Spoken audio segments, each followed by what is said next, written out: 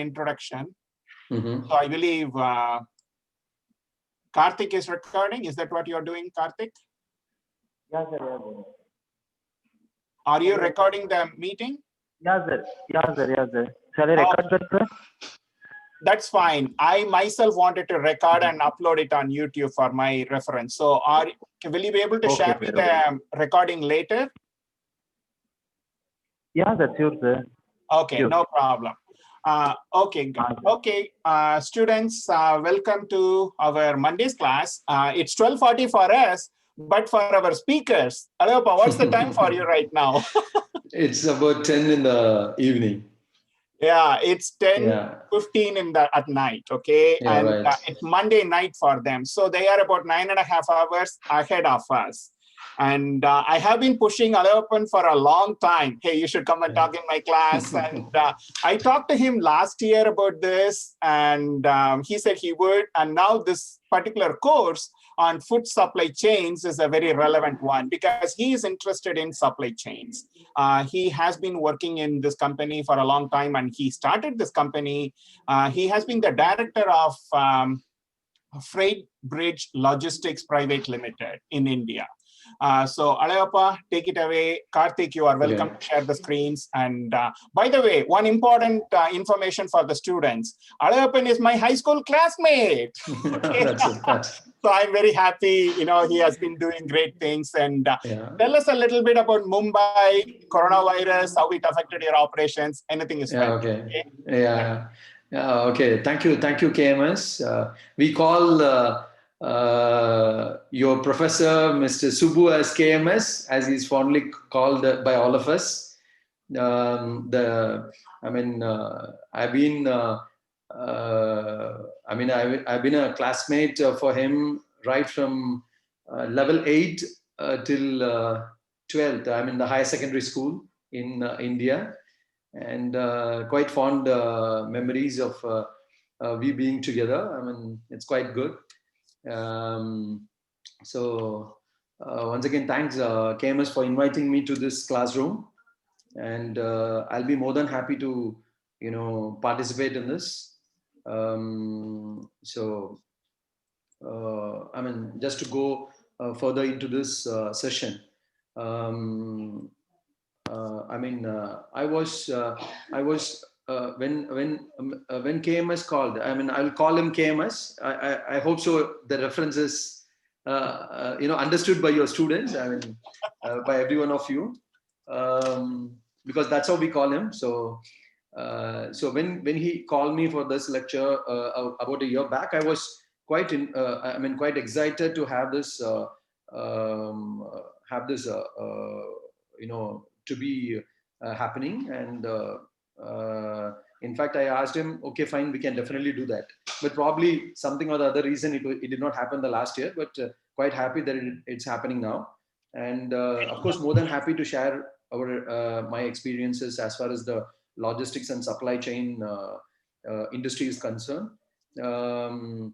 Just to share, before I go into my part of the part of the site that I want to share with you all. I was just going through the website of your university, and I was quite excited to know the amount of focus your university gives into the agriculture side, and so many number of majors. I would see that about 46 majors in agriculture and associated sciences that the university imparts. That's quite interesting to me, because it's an eye opener for me, basically, because I never expected that agriculture has about 46 subjects within itself. That's was surprising. Yeah, so it's really good. It was rather a reverse learning for me also. So thanks, in fact, each one of you to have given me this opportunity. And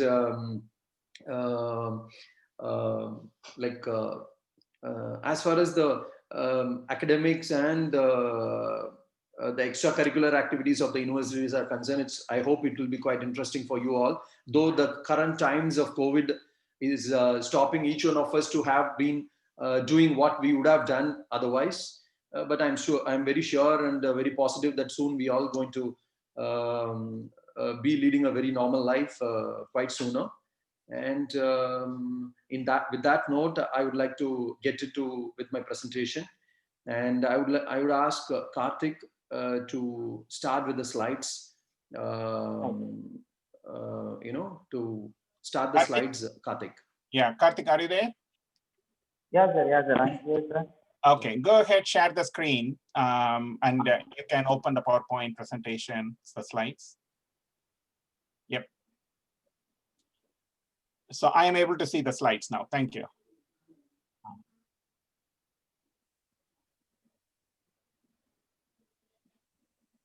And the students have access to the slides. I already gave them, I have forwarded the slides to them, so they should have it.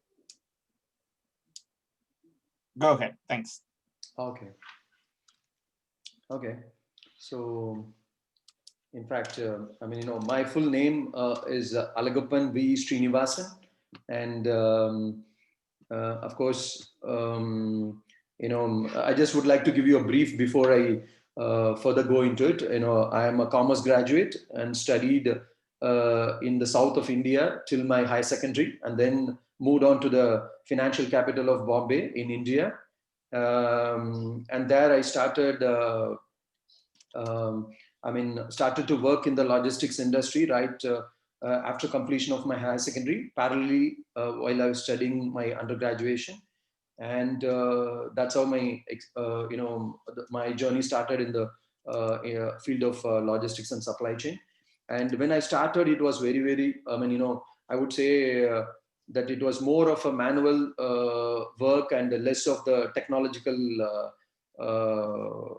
involvement in the logistics and supply chain. So I could see both the phases, one with the technology and one without the technology. So I could really put things on table, what technology has done to logistics and supply chain. As I was saying, that probably the computers and the IT revolution has completely catapulted the logistics industry. That's what I would like to mention here. And further, when we elaborate, I will try to make as much as information and of my experiences to add with. So I would like to ask Karthik to go to the next slide.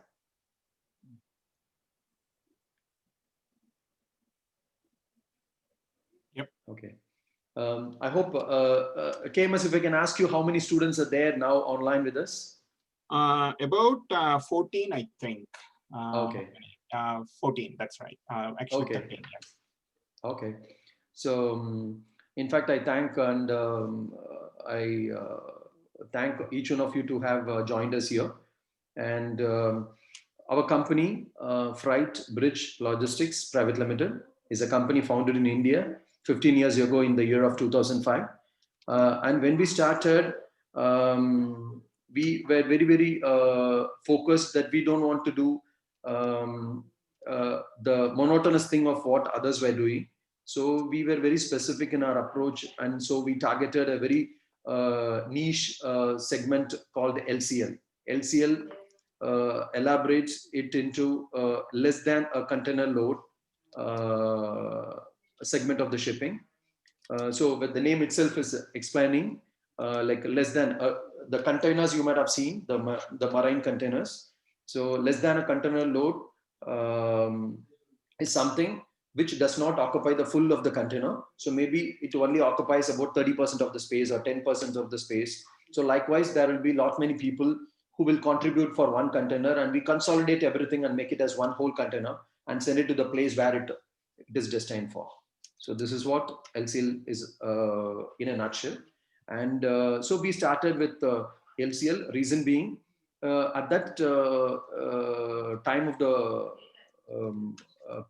at the time when we started, there was only very limited scope and very limited people doing this particular job, because India was growing and the requirement of LCL as a product was very limited in terms of few places.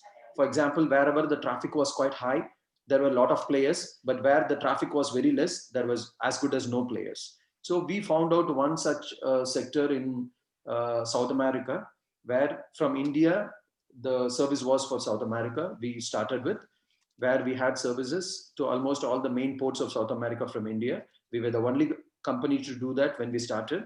And then we started adding one by one. And when we started with our office in Mumbai. That was the only office we started with, about a head count of about 10 people. And we moved slowly and steadily. And today, about 15 years later, we have about 13 offices in India with about a head count of 330 people. And as far as the South America is concerned, in India, we may be the only company to catering to all the 7 major ports of South America to start with. And of course, apart from South America, we have moved to all the other places of the world. Like we almost cover 6 continents now, of course, leaving the Alaska, because there nobody ships to. I mean, it's not a commercial shipping area, but rest of the world we cover, either from India or into India. Either way, from any part of the globe we serve. That's what we have done in the last 15 years. Yeah, I could see, KMS, you have some question. Yes. So you mentioned about full container load and less than a container load, FCL Right. and LCL. Right. What is a full container load? You know, there are, how many tons of material one container can take, and what proportion of it will be appropriate to be called as a less than a container load category? Okay. Good. I mean, I definitely will answer your question.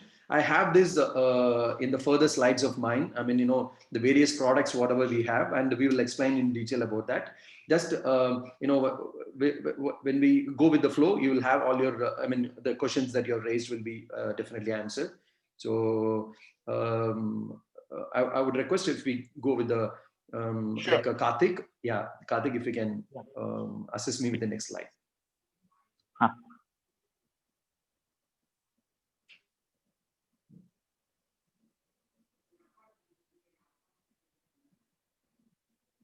Okay.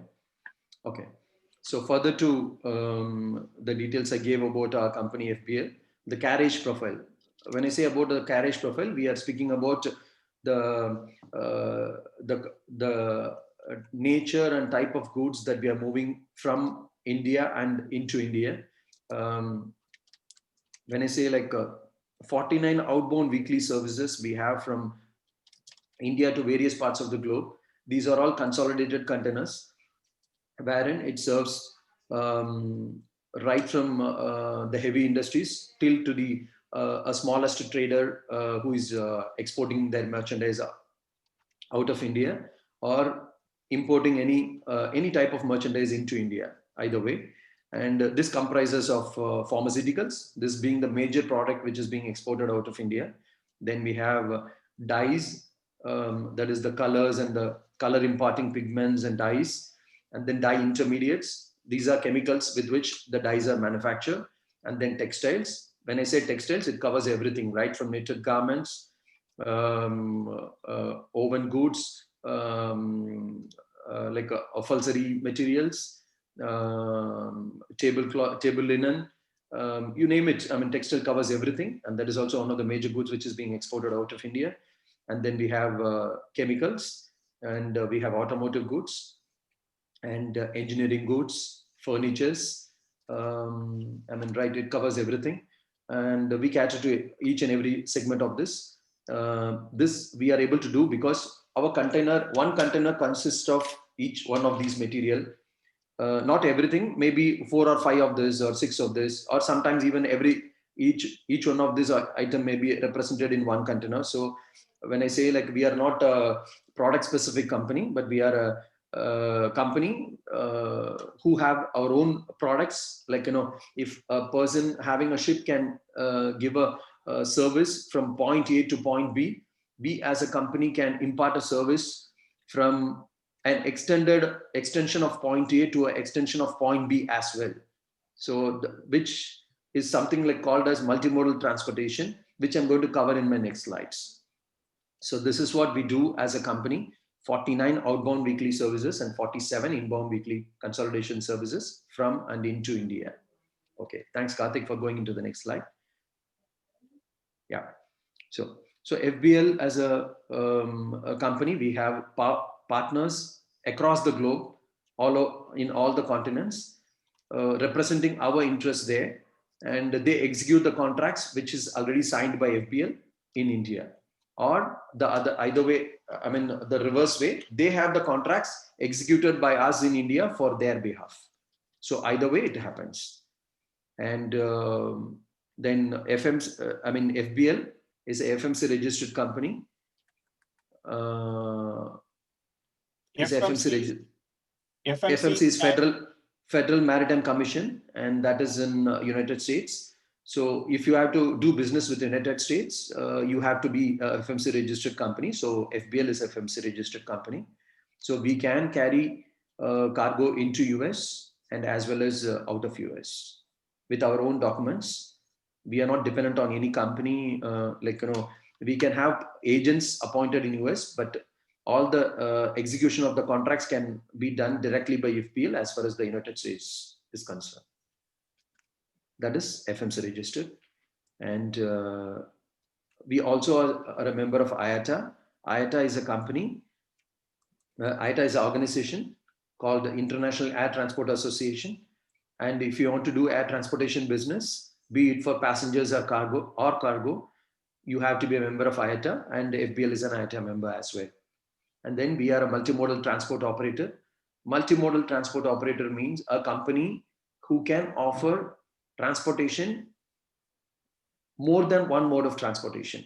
For example, instead of, for inland from, let's say, Ohio, Cincinnati to New York, you have to carry it by rail or road. That is one mode of transportation. And then from New York to, let's say, Rotterdam, you have to carry by ocean. So there are two modes of transportation involved.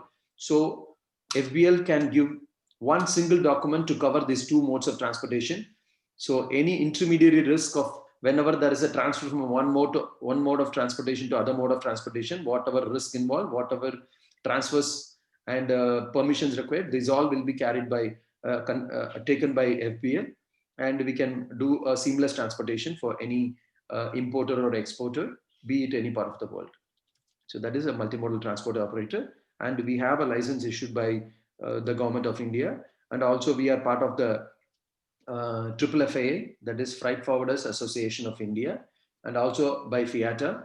All these are the trade bodies globally which governs the this part of the business. So we are a member of MTO as well.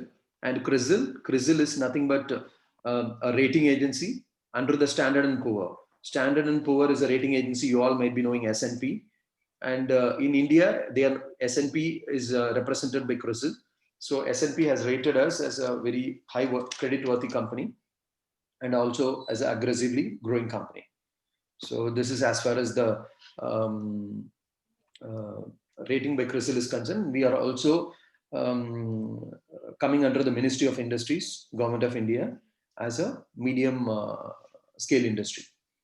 And of course, apart from this, we have various awards by the local media groups and other trade bodies to have identified as a leading consolidator for the past several years, be in the south, east, or north of India. We are the leading consolidator, deconsolidator operating out of India. So this is as far as the membership and recognition of our company is concerned. So Karthik, if we can go to the next slide. Yeah, sir. Yeah. Okay. So now comes. So now the question of Mr. KMS. Okay. Yeah. So FBL offers various services, and you could see the list of services what we can offer. But this is only I would say the captions that we are given is to outline the girth of services that we have. But depending on the requirement of the customers, we can always tailor make the services as per the requirements. Okay. So first, the service that we are speaking about is FCL and LCL, whereby like LCL, I already explained that LCL is nothing but a less than a container load, where one exporter cannot fulfill the total container capacity. So he contributes only part of it, maybe 10%, 20%. We quantify that by in 120 feet container. Normally the containers are into two categories basically. One is a 20-foot container and second is a 40-foot container. In global shipping arena, the quantity, the minimum unit by which the growth is measured is TEU, that is 20-foot equivalent units. So 140 feeter is 220 feeters. So 20 feeter is the basic unit, under which below 20 feeter there is no further units available. So 20 feeter is the minimum basic quantity to be shipped. But as a LCL operator, we can accept cargoes which may be 20% of the 20 feeter, 10% of the 20 feeter. So at 20 feeters capacity is measured in volume. When you take angle to angle and door to door, head to door, it will be about 33 CBM, 33 cubic meters. And the payload can be 28 tons for a 20 feeter. And for a 40 feeter, it will be about 63 CBM, and payload can be about 26.5 tons for a 40 feeter. So normally it doesn't work like that. If a 20 feeter is for 28 tons, 40 feeter should be for 56 tons. It doesn't work that way, because the total gross payload should not be exceeding about 30.5 tons. So if the 40 feeter, the equipment weight is about 4 tons, then you have to reduce that 4 tons. It gives a payload of 26.5 tons. So similar to which 20 feeter, if you reduce it by 2.5 tons for the containers weight, it gives a payload of about 28 tons. So this is as far as the capacity of the container is concerned. And there is one more unit called 40 high cube. High cube is the height of the container normally is 7 feet and 6 inches. In case of the available height, the total height externally it is about 8 feet and 6 inches. And for a high cube container, it is 9 feet and 6 inches. So 1 feet it is higher, so it gives an added capacity in terms of height. Otherwise, the breadth and the length of the container remains the same. If it is 20 feeter, it's 20 feeter. If it's 40 feeter, it's 40 feeter. 40 feeter high cube doesn't make any difference apart from the height of the unit. So by which it gives extra space, so more voluminous cargo can be accommodated in a 40 high cube container. So FCL is, this is what the FCL capacity and the payload capacity is. And if any one of you have any further questions on that, we can definitely take that during the questioning hour after I complete the slides.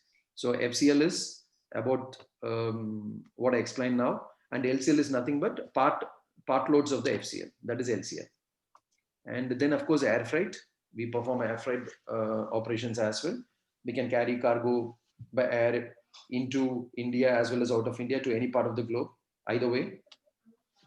And terminal handling activities and inland haulage, this is nothing but we can ply the cargo from hinterland of India or any part of the globe into the gateway ports, handle it in the warehouse, stuff it into the containers, and the containers can be transported to the destined ports.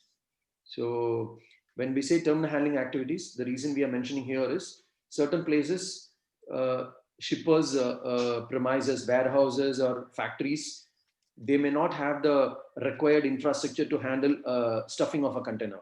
You may need to have a forklift, you may need to have a top lifter to lift the container and then offload it and ground it if it is required. So all these may not be possible in certain premises. So they prefer sending this shipment, the cargoes by loose trucks into the gateway ports, and there the cargo is unloaded at the warehouse and stuffed into the containers. So this is what we are meaning it by terminal handling activities and inland haulage.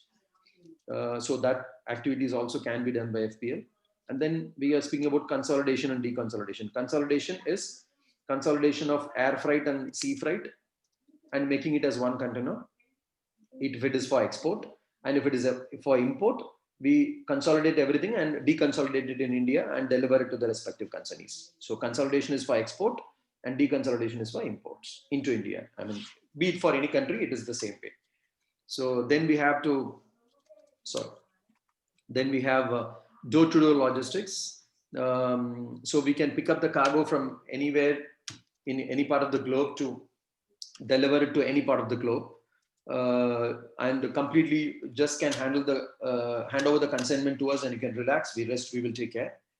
And right from custom clearance, pickup, stuffing, booking, forwarding, and similarly taking at the destination, deliver the cargo. After custom clearance, everything will manage it for you. So that's door-to-door logistics.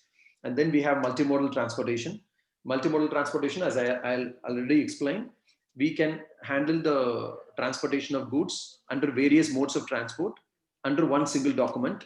The risk is completely taken care by us. There is no leftover or a cascading risk on the part of the exporter or the importer. Entire risk of carriage is upon us, though it might be transferred on various modes of transportation. That is multimodal transportation. And for doing this, we have our license given by the government of India. So be it in India or out of India, we can handle that. And then we have warehouse and inventory management. So this is nothing but, for example, if some importer, for example, let's say in the food supply chain, there are a lot of companies who are importing apples from New Zealand in bulk, and they want us to store in the cold storages for about 3 months, 2 months, and then deliver it in a certain, it will be imported in huge chunks, and they want us to pack it in a certain manner. Like, for example, they want us to pack it in 30 apples in one carton or 40 apples in one carton, and then deliver it to the stores in a certain manner. This all is nothing but warehouse and inventory management, which we can do, be it in any part of the globe. And I just gave an example of apples, but be it any commodity, right from pharmaceuticals or any other commodity, we can handle it with ease and complete expertise with the optimum cost that we can handle that. And then when we come speaking about 3PL, 4PL, and 5PL, I'm sure you all will be knowing about 3PL, 4PL, and 5PL. We have already given a chart. It's nothing but, if you might have seen the chart on the left side of the screen, 1PL is nothing but a person manufacturing a certain good. Like, for example, I think it's in the picture, it is eggs. So a farmer who is who produces the eggs, he himself sells it to the a shop, nearby grocery shop, on his own. Maybe he's hand delivering it, or by his own vehicle he is delivering it. So there is no second party involvement. So the person who is producing it himself, he delivers it to the store who is going to sell it. So that is as simple as that. So then next comes your second party logistics. So that is nothing but the person, for example, he's manufacturing at place A, and he do not have the expertise to reach it to the consumption place, which is place Y. So he engages a trucking company to pick that from him and deliver it to the place of consumption, which is Y. So where there is a second party involvement, so which is called as 2PL. So these are all very, very basic things which we are already might have seen it. So next comes is the 3PL. 3PL is nothing but the one which I explained some time back. Like, for example, the person who is producing it, he produces it in large scale and he transfers everything to the warehouse, and the warehouse takes over the goods. They store it in the manner it has to be stored, and then pack it as per the requirement of the customer who needs it, and then stores it till the time it is required, and then deliver it as per the needs of the market. So that is nothing but 3PL. And then now we are speaking about 4PL. 4PL is nothing but, like earlier, they just follow the instruction. Till 3PL, they just follow the instruction which is being given to them. They don't put their mind and energy to find out which is the optimum way of handling things. So, but 4PL does that. For example, they will put technology to use. They will put what other better ways of handling it, reducing the cost. increasing the delivery. I mean, increasing the speed of delivery. All these aspects they will cover. So to find out, so the management of the logistics is an integral part of the supply chain. So which will be done by the company who will be appointed as the 4PL. So they do not necessarily they need to have their own equipments, own trucks, own warehouses. They simply will have the knowledge and the know-how of how things to be handled, and they may have their own trucks, they may not have their own trucks, but they will have the expertise to handle it in a better way, and they will engage the other or outsource the functions and get this job executed. So the entire logistics supply chain will be handled by the 4PL. And now we coming to 5PL. 5PL is nothing but even sourcing your raw materials and then managing the logistics supply chain. So that is 5PL. So now even we have 6PL, which is further extended function of the logistics supply chain. So it goes on and on like that. So this is what 3PL and 4PL. Now currently what is more relevant in this current market is 3PL and 4PL. And 5PL, we can take the example of Amazon. Amazon does 5PL. They write from they have the vendors, they source it for the vendors. The risk of the inventory is with the vendors, rest everything Amazon takes over. That's how Amazon functions. So that is the best example of the 5PL is Amazon currently. And they are now trying to lead into 6PL now. So that is something to come. Okay. So 3PL, 4PL, we have covered. And now we have triangle trade. What do you mean by triangle trade?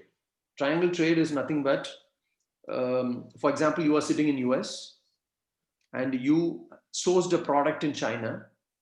And of course, I know nobody wants to purchase from China now, but the compulsions are such, China produces the best, the good quality material at lower cost. So you source a material from China and you have a market in Africa, let's say. So the consumer is sitting in Africa, which you have found out there is a requirement for this product in Africa. Let's say in South Africa, you have a requirement and you found the ad product in China at a cost, and you could really sense there is a good possibility of a business there. So you engage the supplier in China and procure from him and supply it to the buyer in South Africa. But you sitting in US, you can still control the trade by switching the documents in US. So you purchase it from them on a certain terms and condition. You have your LC open, letter of credit open. And once they execute, they submit the bill of lading to you. Or you can appoint your own logistics company, your own indenting company who can do the job for you by inspecting the material, ensuring it goes on board the ship on time. So we have agents for that. So they will do the job of sourcing the material from China and ensuring it meets the timelines as specified by you. And then you get the document from the supplier who supplied to you from China, pay them money, and then receive the document and submit it to the company. Who is going to handle your cargo in South Africa. So they will collect these documents and give you another document for getting the material delivered at South Africa. So the cargo moves from China to South Africa, but the documentation is routed via US to South Africa. So by this way, your commercial interests are saved, and you are still more relevant in the global market. Though you might be in US, you are not producing anything in US, but you have the expertise and knowledge about where you are getting what, at what price, and where there is a requirement of such goods which you are procuring. So this is called as triangle trade, where there are three parties involved. Normally in a commercial transaction, there is one buyer and one seller. But here in this case, it is tripartite trade. For example, a buyer in South Africa, a seller in China, and a party who is controlling the trade, who is sitting in the US. So three parties are involved. So that is called as triangle trade. FBL is completely equipped to handle this triangle trade. And we have the documentation department who are completely aware of the requirements of such transactions. So that is triangle trade. And then ODC and project handling. When I say ODC and project handling, ODC is nothing but over-dimensional cargoes, like big furnaces, boiler vessels, and big industrial units which needs to be dismantled and erected again at some place, something like this. So these are all called as over-dimensional cargoes and project cargoes, where we take the complete work right from dismantling everything and then re-erecting it somewhere else wherever it is required. So that is called as ODC in project handling. We have complete expertise in handling that as well. So these are what FBL can offer as a company. Apart from this, if there is any specific requirement, we can still address that.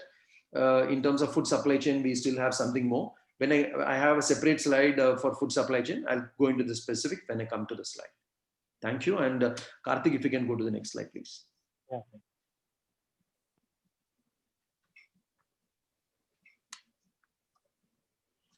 This is really good. Thanks, Alagappan. I mean, it covers a lot of ground. We don't get this detailed into the material, and students are kind of getting their feet wet in the business concepts, and they can recognize that these are the things that they need to do, but you are actually showing them what are the terms and terminologies that they need to be aware of, and how the things are moving from here to there.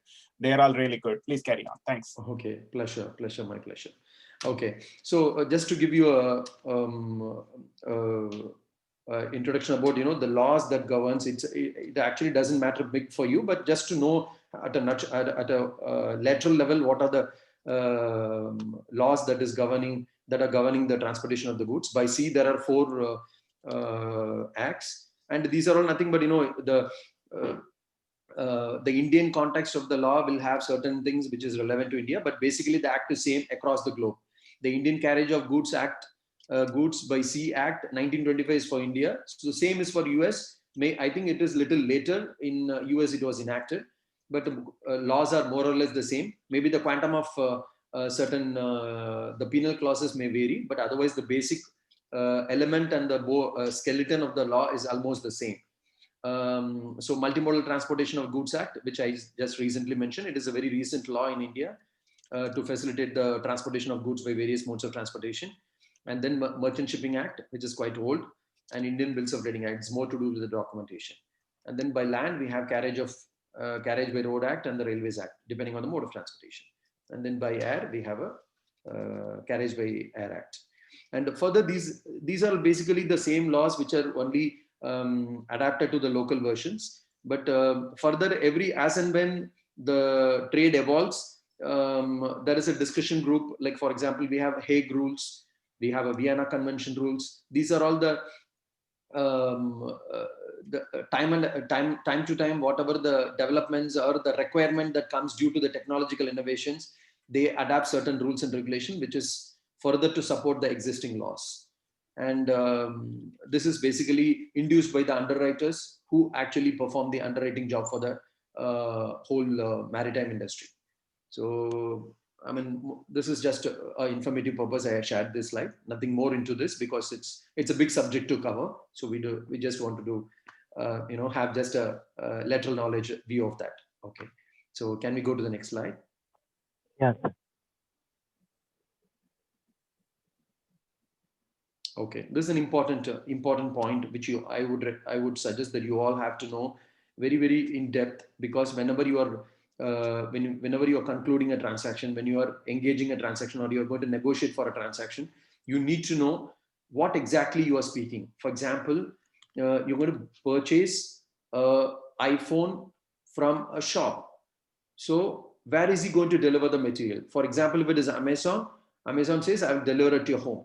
But when you're going to purchase at a shop, he's going to deliver it to you by hand delivery at his shop. He's not going to deliver it to your home. So the same purchase has two different delivery points. So these terms of purchase or terms of delivery is nothing but this Incoterms. International, sorry? Is it commercial, international commercial? International commercial terms, yeah. International commercial terms. And, it is basically set by the International Chamber of Commerce. And every 10 years, they revise this, depending on the changes in the trade, due to the technological advancement, or due to the infrastructure development, it induces a change in the terminology, which they do every 10 years. So the last one was in 2010. Now it is in 2020. They have updated it, and the change being only one change. Instead of DAT, they have replaced it by DPU. But more or less the terms are one and the same. And the terms, the Incoterms, is followed by everybody, right from the bankers, right by the customs, shipping companies. Everybody follow these Incoterms as a reference, because with that only they decide who is going to pay the freight, who is responsible at what stage, and at which point the title of the goods transfer from the seller to the buyer, because with which actually the risk transfer happens. So this is an important term which you all should know, because the terms of purchase, for example, if you're speaking about CIF, which is more commonly used in food supply chain, because the seller of the agro product normally sells in bulk. Normally the agro products are sold in bulk. If I'm speaking about the basic agro commodities, like be it maize or rice, you take, these are all sold in quantities. For example, 1,000 tons, 5,000 tons, 10,000 tons, like that. So normally the buyer does not have the expertise to arrange for the transportation locally, because you need to have a gamut of transporters serving you at one point of time to serve this particular need, because in one day you need 100 trucks to serve you. Next day there will be no requirement at all. So buyers may not be able to arrange this, so they give the responsibility of this particular thing to the sellers. So normally agro commodities are sold on CAF basis, be it in US or it in Africa, or be it in India or anywhere else in the globe. Agro commodities are sold in CAF. Very seldom it happens as FOB. And other terms of other 7 or 10 terms doesn't have any relevance at all as far as agro commodities are concerned. So you have to be well versed with FOB and CAF. FOB is free on board, and CAF is cost, insurance, and freight. So you're going to, your price, when you quote a CAF price, CAIF, for example, Shanghai CAF, 100 tons of maize, you're going to go to price per ton. That means cost of the maize, insurance for the maize for transportation from US to Shanghai, and freight for transportation from US to Shanghai. These three factors are included when you quote a price called CAF Shanghai for 100 tons of maize, with a per ton or a per kilo or whatever, per quintal, whatever you want to give it as a term. So, but when CAF means cost of the product, insurance required to cover for the transportation, and then freight for the transportation of the goods from point A to point B.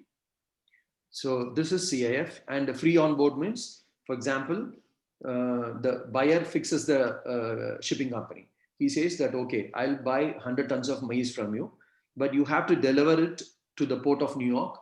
And till the time the cargo is on board the ship, it is your responsibility. After it is on board the ship, it becomes the responsibility of the buyer. So moment the cargo reaches the terminal, it goes on board the ship, the responsibility of the goods transfers, the title of the goods transfer from the seller to the buyer. So that is FOB. So all the expenses till that point will be borne by the seller, and from that point till from further on, it will be taken over by the buyer. So these two are very important terms, CAF and FOB. Rest, of course, depending, we also have given you that Incoterms responsibility chart we have given. We have given our link also. If you find time, you can just have a look at it to know what are the responsibilities shared by the buyer and seller, depending on the terms of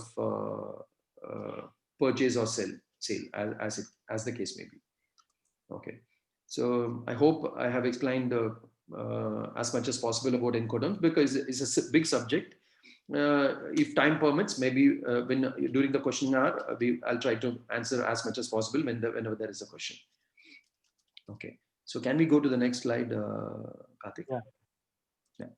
In the interest of time, we have about 10 minutes to go, Alagappan. So if you can, whatever you have, if you can kind of summarize it so that we can have a few question and answers, that would be nice. Okay.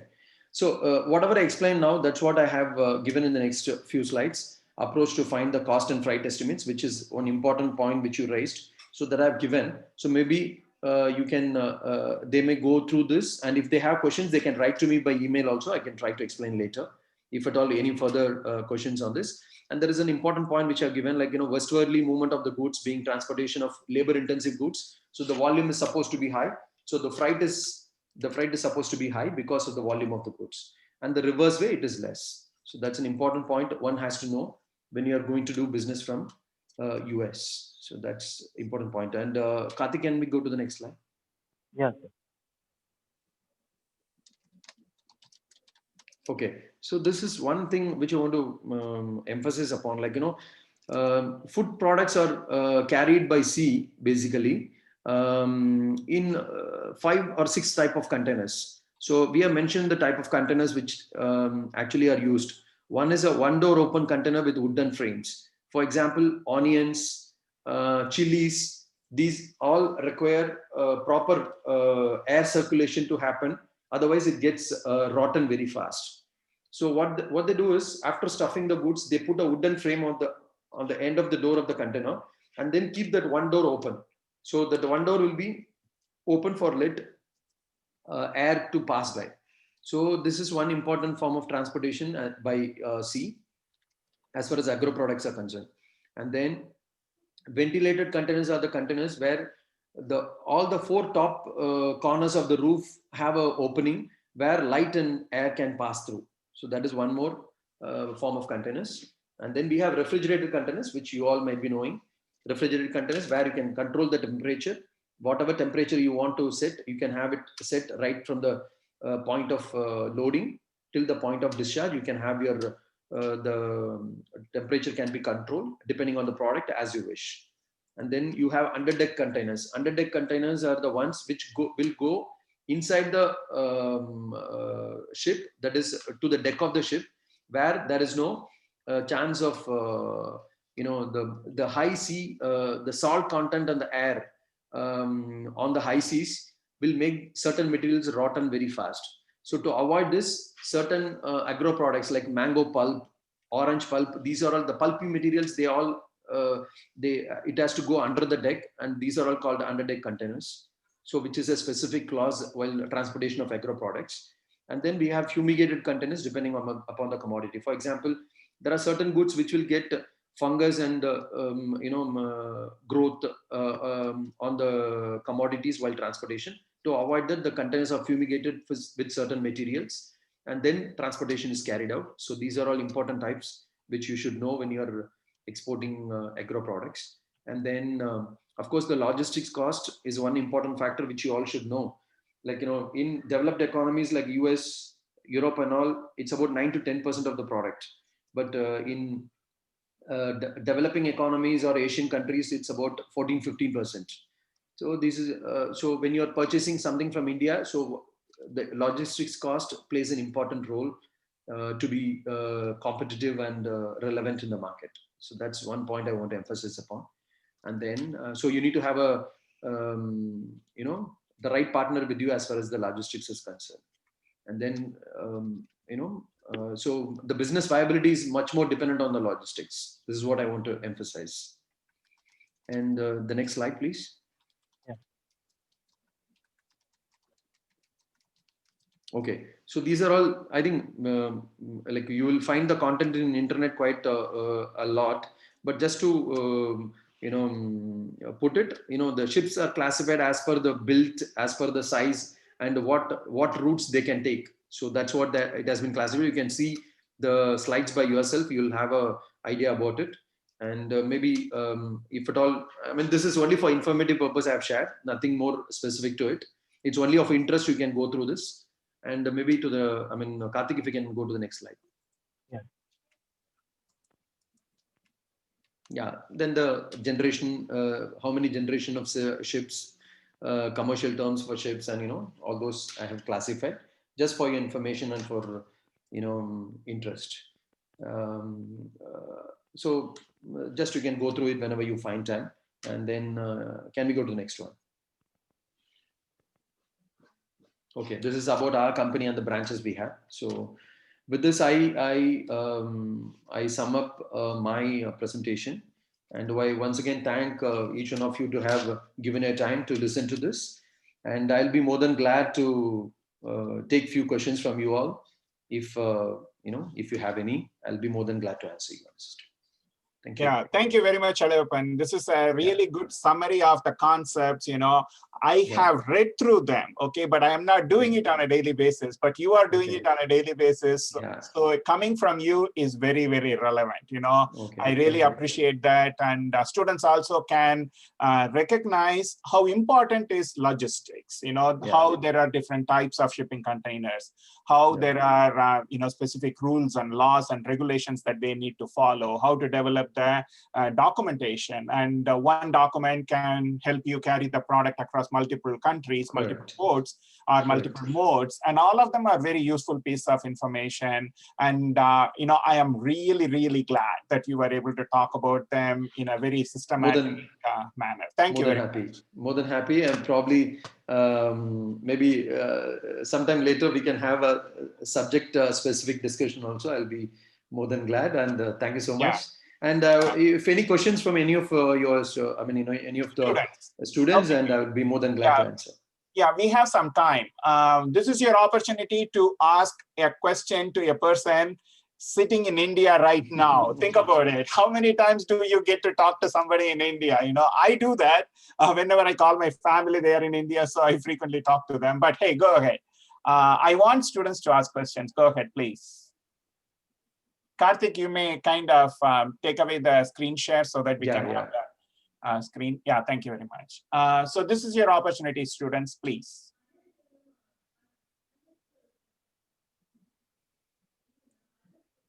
I mean, whatever you feel like you can ask. I mean, not necessarily it has to be a very relevant question to logistics and supply chain. Whatever you feel like you can ask. What is the temperature over there right now?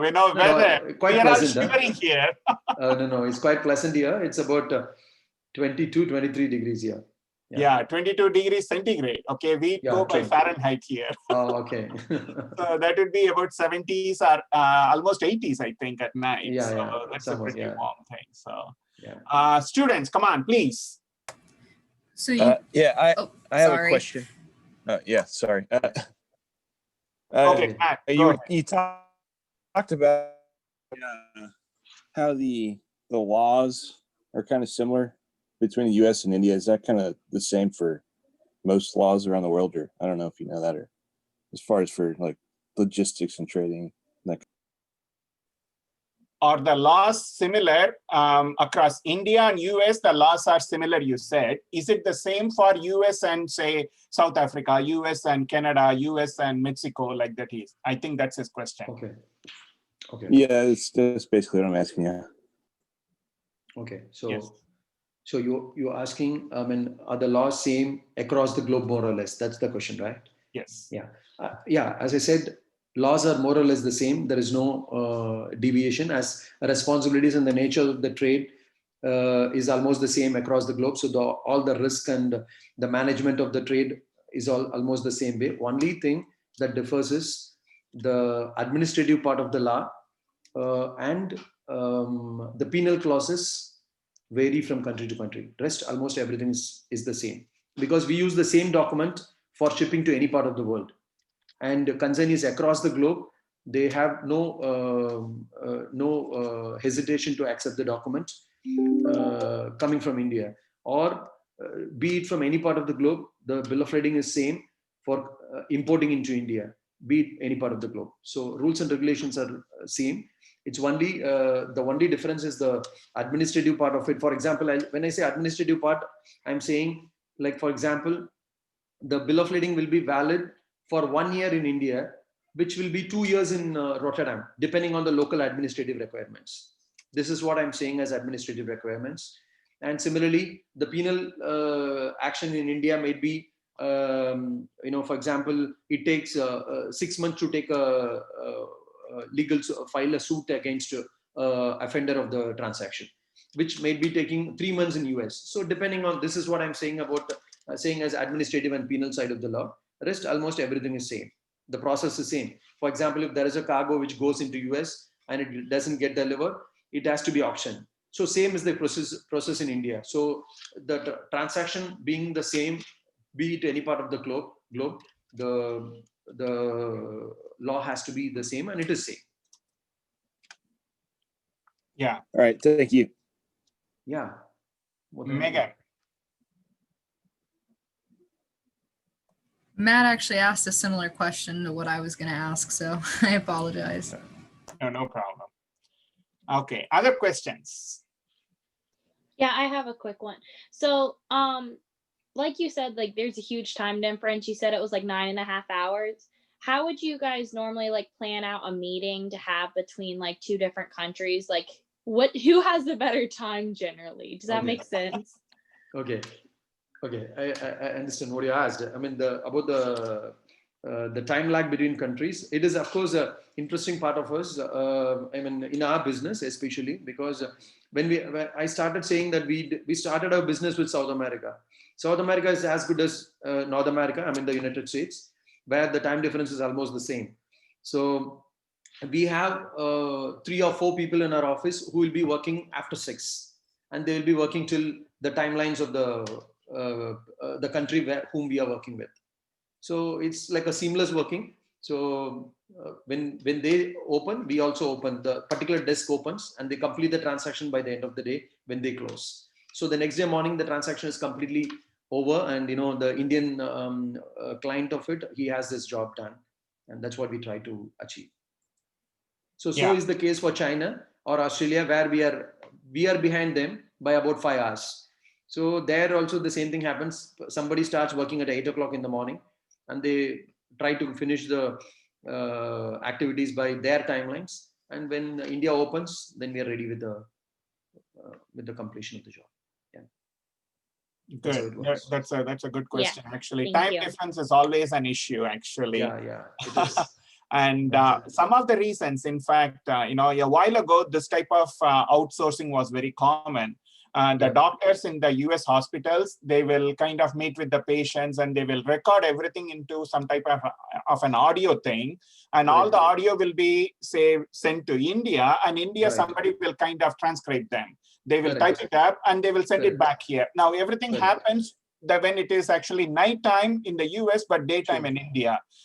So that kind of 9 to 10 hour difference was kind of really playing very well. And that's one reason why, quite a few people work at night in India, actually, business call centers and those kind of places. And that is a really big part of the economy and as part of the supply chains. And supply chains, moving the goods is one big part. That is what Alagappan just talked about.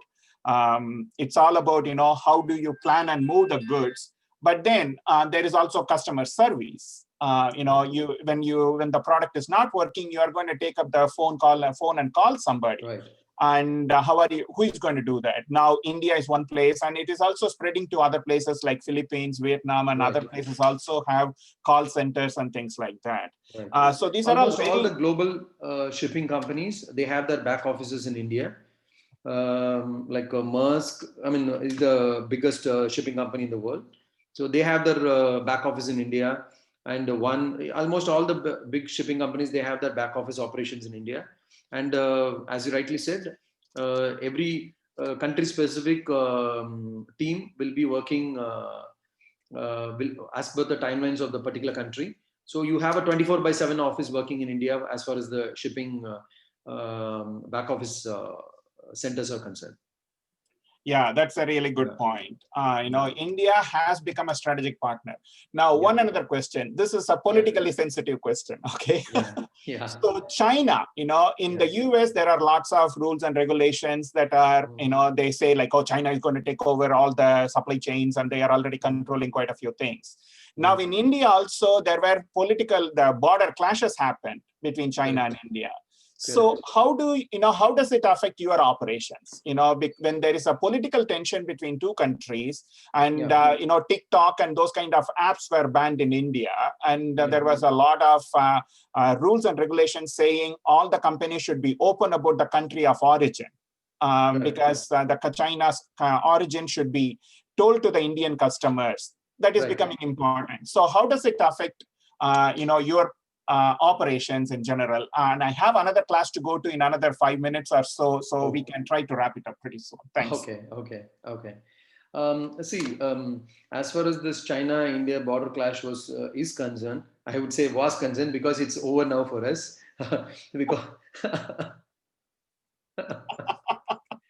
yeah, I would say, see, it was more, as you rightly said, it's more politically sensitive, and I would not give much weightage to it, but it affected in that manner that, all the goods which were coming from China were subjected to 100% inspection.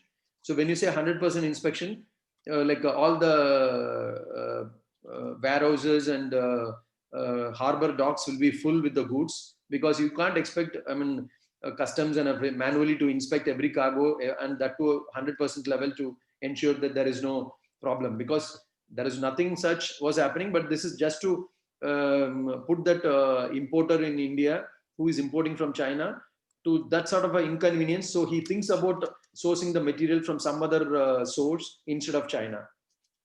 So that is what actually they were trying to make. And I could, after this particular fiasco, I met a lot of exporters post that particular problem, and I could see that a few of them speaking about sourcing the material from Singapore, sourcing the material locally also, maybe paying few penny more, and sourcing the material locally. But now, after 3 months, I could see that people once again have fallen back, and once again the volumes are surging, and the freight prices from China has gone up. Gone up means it has at least tripled. Earlier it used to be $1,000, now it's $3,000 for a 40-foot container. So that means the volumes are surging, due to which the freight prices are increasing. So there is an increased demand. Is that what you mean by that? That's why the prices are going up? See, 2-3 months there was no purchase at all. First April, May, June, there was as good as no new orders. Whatever was there, that was coming. But now this 3 months went flat. So everybody started buying in bulk, or rather it is an induced demand, sort of a thing. So maybe, I think it will take, if one has to replace China, be it any country, be it China, be it India, US, or any country, if somebody has to replace China, they have to work for at least 7 to 10 years to replace China. You can't replace them overnight. That's a really good point. Yeah, the scale of production they have, the optimum, the capacities they use, it's all, they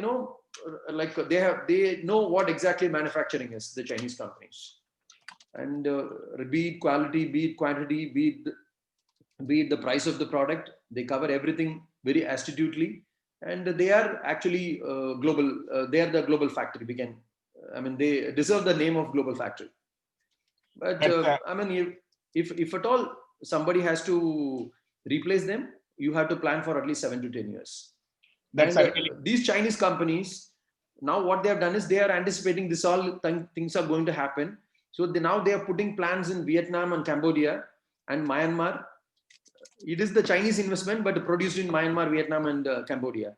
So tomorrow, if the export is going to come out of Vietnam, Cambodia, we will say, no, it's coming from Vietnam, but actually it might be coming from a Chinese company only. So indirectly, they are moving in the direction. Yeah, that's a really good point, and the students should recognize that as well. Even though we are talking about food, there are lots of agricultural equipment which may very well come from, we may not be importing a lot of food items from China, or there is always a, hey, can we trust the food items from China? But then, other type of things that we need to be aware of as well, which is agricultural machinery. Obviously, most of them come from China. Go ahead. China. But food, when you said about food supply chain, I wanted to, contract farming is a very, very important aspect, which is taking, already it was there in US and other Australia, New Zealand and all. Contract farming was order of the day. the food processing industries and food supply chain companies, they were having complete control of the farms with contract farming. In India, it is taking shape now. But the main two places where it actually was is in a robust mode is Vietnam and Cambodia. They have given acres and hectares of land to Chinese companies for contract farming. So it could very much happen so that actually the produce is coming from Vietnam and Cambodia, but it's actually being produced by the Chinese companies. And they have taken it for 99 years lease and 100 years lease, good amount of agricultural lands. Yeah. So it's all waiting to explode, I would say. That's really good. Actually, there are only 3 more minutes for me to go to the next class, and the students are already coming in. So thank you very much, Alagappan. I really appreciate this. Is very, very useful piece of information. I'm sure the students appreciated it. And thank you very much. And Karthik, please go ahead. You can close the thing, and then it will probably save the file, and also your chat messages will be saved separately. And all the chat messages will be from me. So send me the chat messages as well. And also the link to the video so that I can put it on the thing. Okay. So that's very good. Thank you very much. Sorry, I have to run and because I have. Yeah, go ahead. Yeah. In fact, if any of your students have any questions, they can send it by email to me and I'll be more than glad to answer. Yeah, I was searching for your LinkedIn profile. I couldn't find it. Oh, okay. So we'll send it to you by email. Okay. Yeah? No problem. Take care now. Thank you. Thank you. Bye-bye. Thanks to all of you. Bye-bye. Thank you. See you. Bye.